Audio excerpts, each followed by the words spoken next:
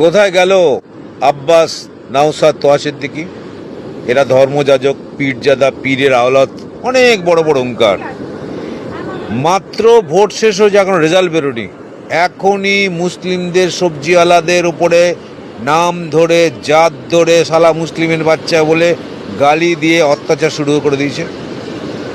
কিন্তু এরা মুসলিমরা যাকে পরম যত্নে শ্রদ্ধা স্নেহ করে, ওদের এই পীরজাদা, তাদের কিন্তু এদের বিরুদ্ধে কখনো কোনো বক্তব্য শুনিনি আমরা। এই পীরজাদারাই এই মুসলিমদের অন্ধকারে ঠেলে দিচ্ছে। আব্বাস কোথায় তার বক্তব্য? নওশাদ কোথায় তার বক্তব্য? কারোর কোনো বক্তব্য নেই। এরা লক্ষ লক্ষ কোটি কোটি টাকার বিনিময়ে মুসলিমদের অন্ধকারে ভবিষ্যতের দিকে ঠেলে দিচ্ছে। প্রথম পদক্ষেপ শুরু হয়ে গেছে, এখনো বাংলায় আসেনি বিজেপি ক্ষমতায়, তাতেই সবজিওয়ালাকে মুসলিম বলে তার সবজি মবজি ফেলে দিচ্ছে, তাড়িয়ে দিচ্ছে, তাকে গালাগালি করছে। এই তো শুরু হয়ে গেছে কলকাতার বুকেও।